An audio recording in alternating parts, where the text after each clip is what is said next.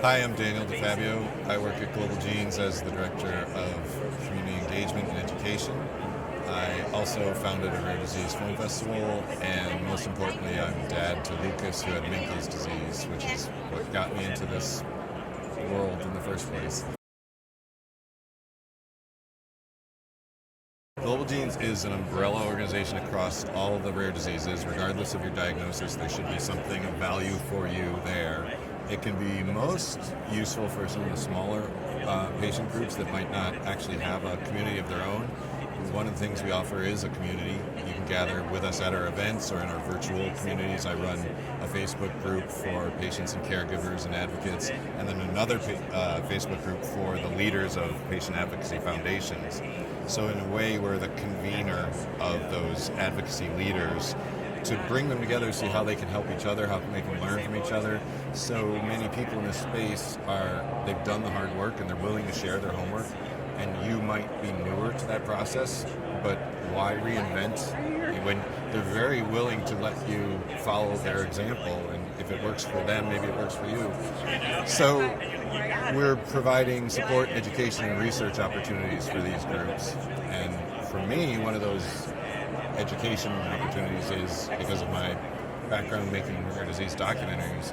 I created a program called Rarely Told Stories, where we teach you to make your short documentary video, telling people that it's less difficult than they thought it might be, and you can do it on your cell phone as long as you have a good microphone.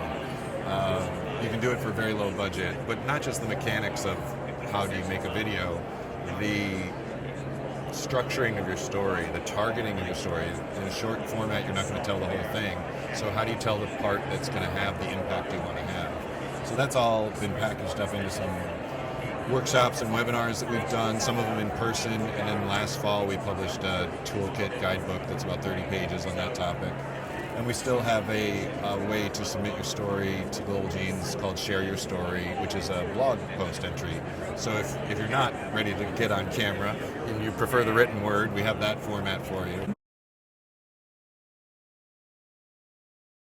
First part is probably awareness, but we like to have awareness that leads to action, so we try to have actionable next steps for people, advice. Sometimes we even have a roadmap. We sometimes visually, pictorially laid out a roadmap of here are your steps, for example, for research. So the goal in all of this is to give guidance to patient advocates, help them find their community, help them be more active as advocates, and maybe better targeted, whether they're dealing with their medical care team or they're dealing with the needs of running an organization to bring in more patients. And they may be pursuing research as a partner to industry or academia.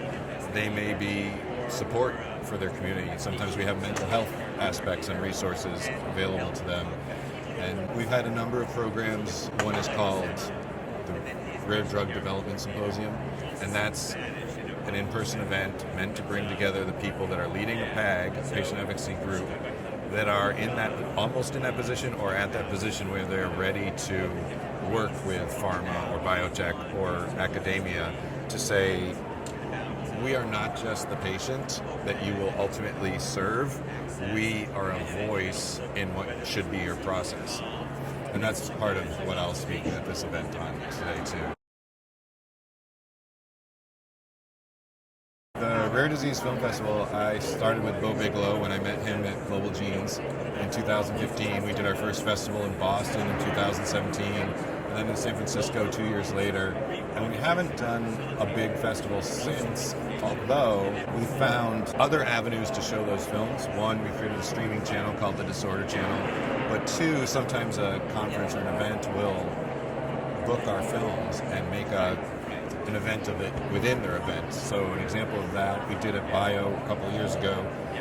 And this year, this coming June, we'll do it again at Bio. They'll show 10 of our films in a loop occurring over 2 days, and they'll have panel discussions based on those films. So we found it's a great way for these advocacy groups that are trying to get people to care and know about their story.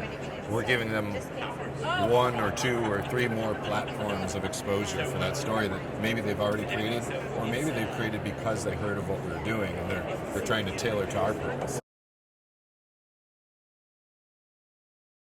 The topic I'll be discussing today is how the videos that you're creating, the ones we create, and podcasts, the landscape I'm sure you've seen has changed a lot in 10 years in terms of it was relatively hard to find patient stories before, and now it's more available.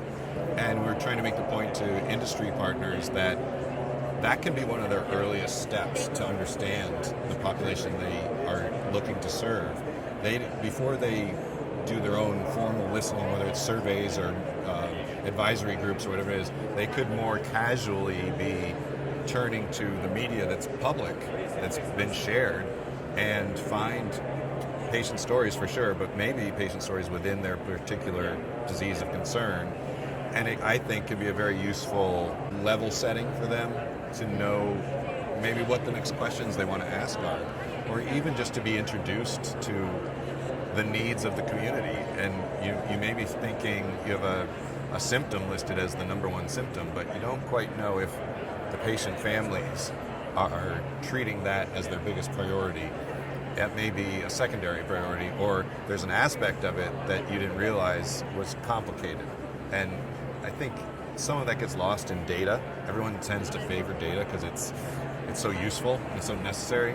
But we know stories contain data, but they contain context for data.